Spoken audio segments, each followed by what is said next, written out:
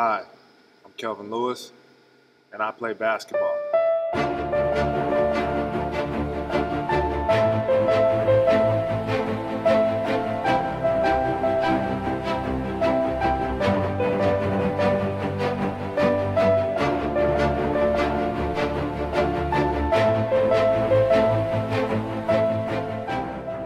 Yeah, man, where I grew up, man, I grew up everywhere. My dad was a college coach, basketball player.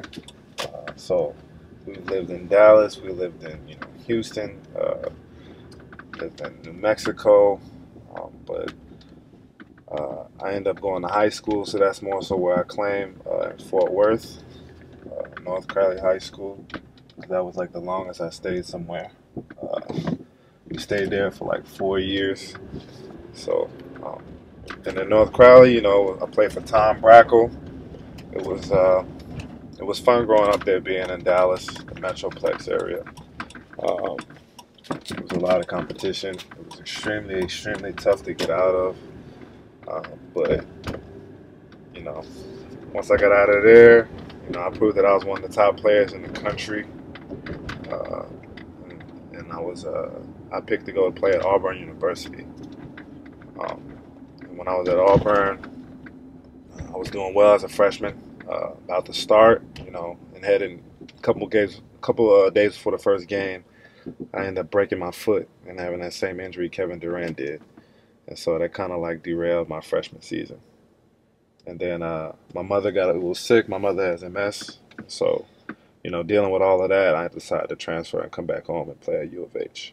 Well, where I'm at right now is I'm a free agent, still trying to figure out where I'm gonna go and what I'm gonna do. It's usually how it is, just in the summertime. You have no idea what's going to happen. Just got to keep a crazy like faith, because you work out and train and do this and that, and you literally have no idea whether it'll be Italy, Greece. You have trust me, you have no idea. But as of now, we just, working out and enjoying. I head to Europe in a couple weeks. Just working out and enjoying and just seeing where the journey takes us, man.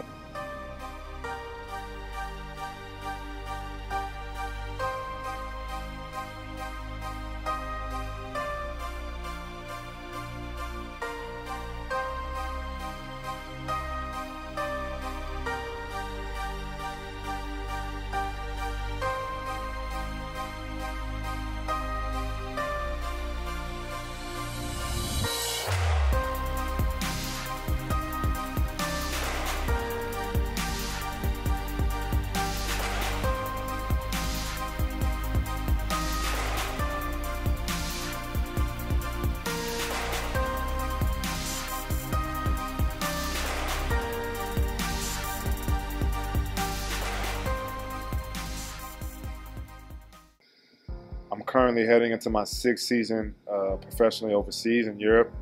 I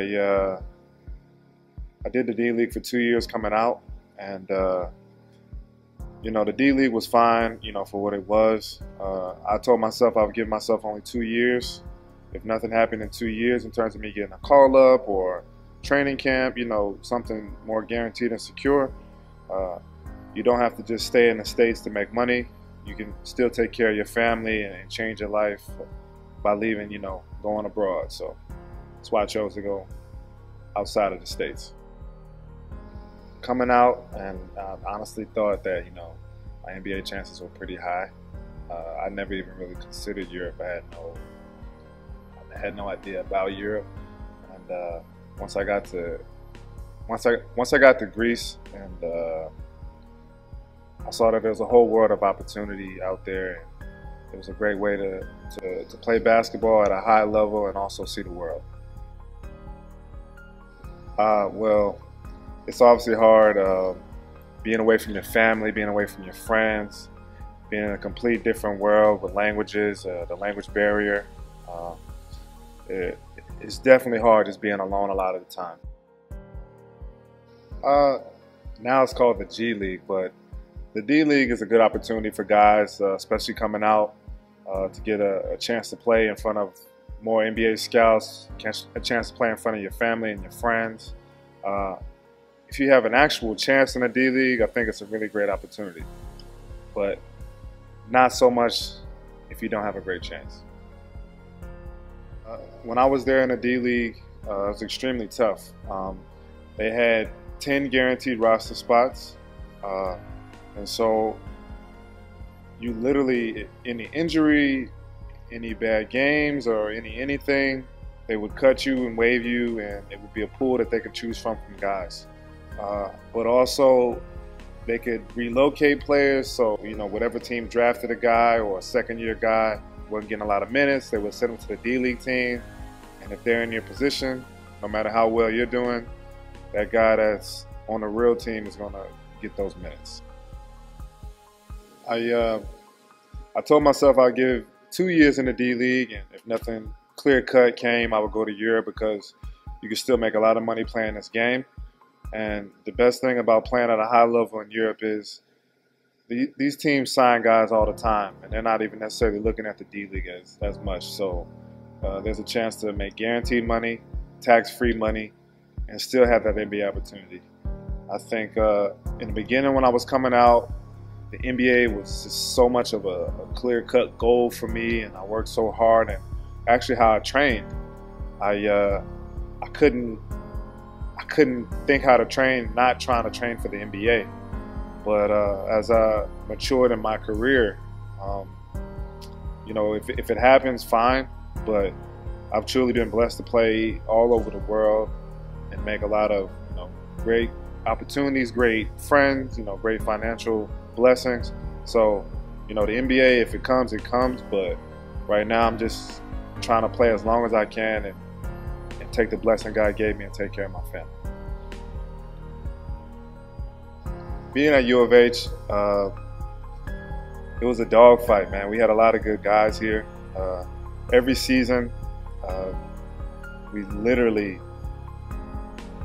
had the fight. We were here this summer from May to August, 2-a-days, grinding in the hot sun, lifting weights, running, playing, hooping. I think just learning how to be tough and learning how to fight for what's yours is what prepared me to be a pro. And I learned that here at U of H. Nothing was given to me. Everything I had to go and take. Literally from the first day that I stepped on campus, my dad was one of my coaches, so people kind of assumed that stuff was given to me, so it was a little bit harder. And I was fine with that. But literally, it was a dogfight every day, and I had to fight double just to show that I was as good or better than a lot of the guys that were here. Playing for Coach Penders, it was an experience. He was one of those first coaches that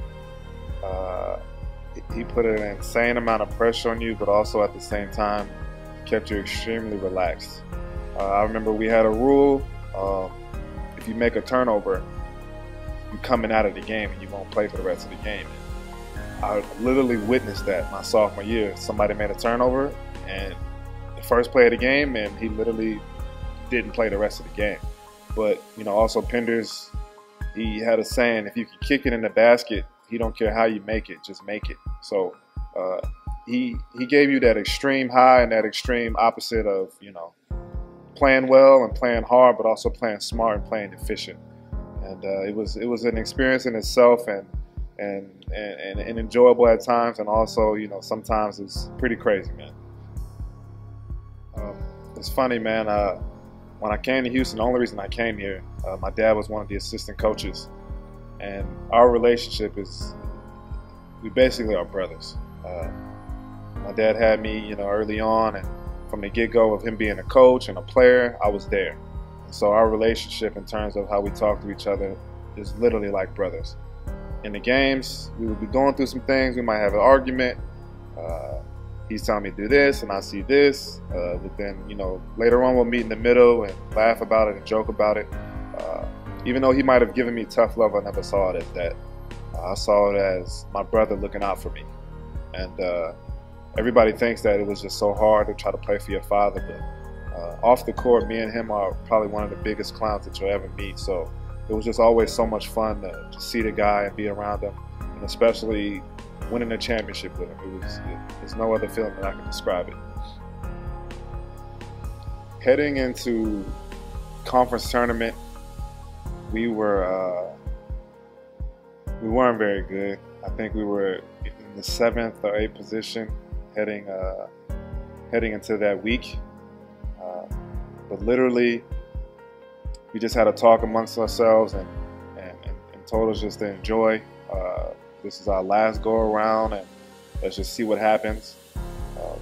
The whole season, I don't think we won 2 games in a row at all, and we ended up banding together as brothers and creating history and winning 4 games in 4 nights. It was a fantastic feeling. Sometimes if I watch the tape, I still can't believe that we won.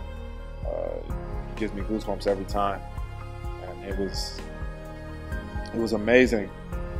Even on selection Sunday, I still didn't believe that we were going to make it because of what happened. I was so nervous. I just didn't think that they were going to call our name. We had an automatic bid.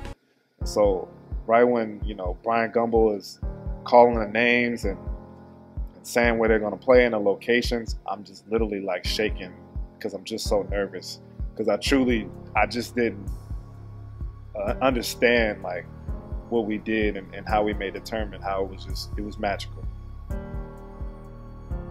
Being in Europe is a blessing. It's part of the grind. It's part of the journey. It's tough at times being away from your family, being away from your friends, and you got to have that support system there for you, because it's going to be extreme highs. You have a great game, you guys win whatever, and there's going to be lows where y'all are struggling. You're not dealing well with the environment, the culture. It's tough. But that support system is extremely important. Relationships are hard, especially dealing with somebody living here and you're abroad. That support system is just vital, and that can actually extend your career or stop your career, because basically you're over there 10 months out of the season, practicing twice a day, and you have so much free time. The more that you maximize it by talking to your family and your friends and just enjoying the journey and them keeping you on the path, the more the time will flow by easier.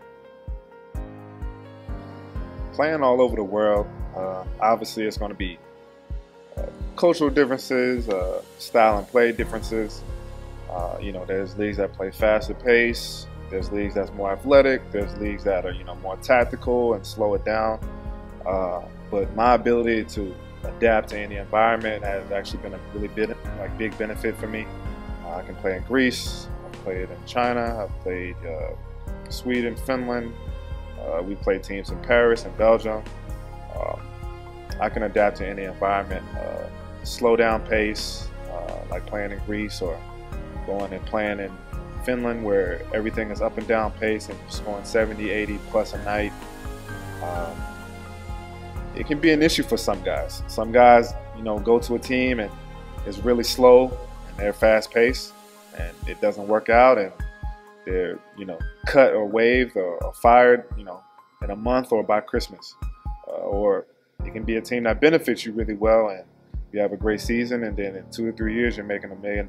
So that ability to adapt to any environment has really benefited me. The toughest country that I would have to say that I had cultural differences was when I played in Eastern Europe. I'm a city guy. I'm used to playing in big cities, any country or any team that I played on. And when I was in Eastern Europe, it was just hard for me. The way of life, I didn't truly understand what Eastern Europe meant. But Eastern Europe used to be communist, so like Russia and all these places that controlled that, and the way that they do things, the way that their views are still kind of in that communist era. So me being a liberal city kid that well-rounded and used to any environment, it was hard going out there and dealing with people that had communist mentalities, and it was really difficult just being around that for as many months as I did. The funny part of Europe that a lot of us laugh about is the looks that you get when you go to these countries that aren't really used to diversity. Let's say that. They will kind of stare at you no matter where you go, and it's not necessarily a bad thing. It's just that you're a foreigner, you're an American, and you're also a minority or a person of color in a place where there aren't a lot of people of color. So the worst people that'll do it is little kids who can't control it. They'll stare. And older people that are really old, they'll stare, because both of those generations just aren't used to seeing a person of color. The most stressful part playing abroad is getting your money. Like, the basketball will take care of itself. You wouldn't be there if you couldn't move. But a lot of these situations, a lot of these teams, no matter who you ask, no matter what country you played in, if you ask them, did you get all of your money? Majority of people will say no, or majority of people will say, yeah, but really, really late. The fan support abroad in Europe, it's unmatched in terms of, like, you know, how much passion they have for their teams. Usually these fans are soccer fans, and, you know, they bring it on into the basketball court. Greece was by far the most craziest atmosphere I've ever been around. It was insane. At times you wouldn't even feel safe, and they had to have a task force at the games because the fans could just get so crazy. But like, when they're actually cheering for you and those are your home fans, it gives you an amount of energy, an amount of excitement, and it literally can almost elevate your game to a higher level because they're just so passionate about the game and want their team to do well. The thing I want people most to remember about my career is that, for one, I was a guy that was always going to leave it out on the court. I was a guy that was going to definitely not shy away from the big moment. And I was going to be the guy that, when it was time for the nitty-gritty and something needed to happen, I was going to be that guy, or one of those guys that could be the catalyst and make something big happen. The next step for me, life after basketball. At first, deep down, I tried to avoid every part of me to not be in coaching. My dad coached for 30 years in college, coached in high school at a high level, drafted by the Spurs, played in the NBA overseas. So basically it was the family business. And this summer it was more evident than normal. Me and my brother, we started an AAU team. I was actually coaching this summer. I was doing trainings with kids. I volunteered at a local private school and basically trained the kids also, and, you know, helped them make the schedule for this upcoming season. The next step that I want to do is I eventually want to be a college head coach. And anything I can do to build to that goal, I'm willing to do. Obviously after I'm done playing, so we'll see how long I got left, but I really want to learn and grow and mature and eventually be one of the best college head coaches of all time. An advice that I'd give a young Kelvin Lewis would be to enjoy more. Growing up, I was just so focused on being successful and being the best that I can possibly be. I didn't necessarily take time to enjoy the good moments as well as the bad moments. I was always just focused on the next thing that I can do, the next thing that I can achieve, the next thing I can accomplish. I think enjoying the moment more and just seeing more that life can give you and how more enjoyable things are. Because at the end of the day, it's just a game. It's a blessing that you're healthy to play this game, and don't take that for granted. A goal of mine is stability.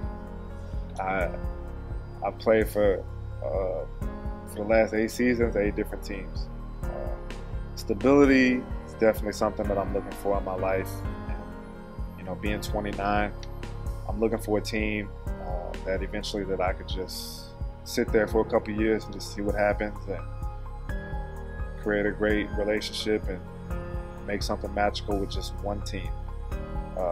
My goals kind of have changed a little bit. I was always thinking of, hey, just go to this team, keep building, go to this team, keep building. But, you know, there's nothing wrong with sometimes just staying put and just being stable for a while. If something good comes out of it, great, but at least you're stable. My advice to upcoming players, high school, college, my advice is to just continue to work hard. Like really, you know, put the time in the gym, develop your game, develop your left, your right, your pick and rolls, your shots, develop everything. And also develop your perspective. It's not only about making the NBA. You can make a great life outside of the NBA. Don't just focus, you know, put your eggs in one basket and just focus on one ultimate goal, because there's only like 300, 400 players that are playing there. And it's tough to get in. But that doesn't mean that you're not good enough. That doesn't mean that you can't play at a high level. It just means that, you know, the timing wasn't right, or, you know, stuff didn't happen the way that it should have.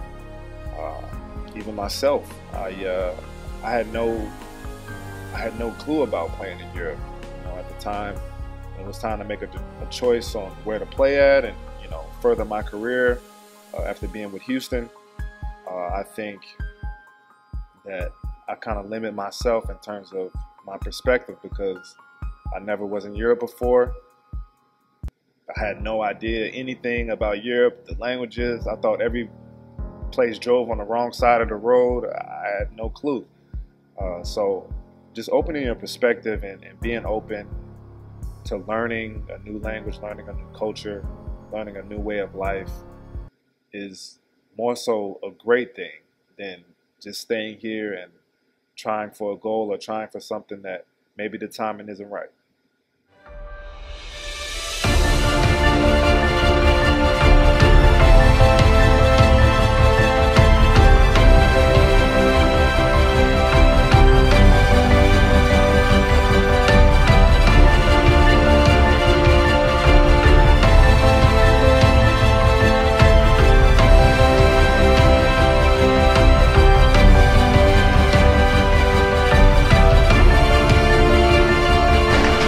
Tänä vuonna joukkue pitäisi täynnä kotijoukkueella ja kolmonen pohjaan 7-6, 7-2.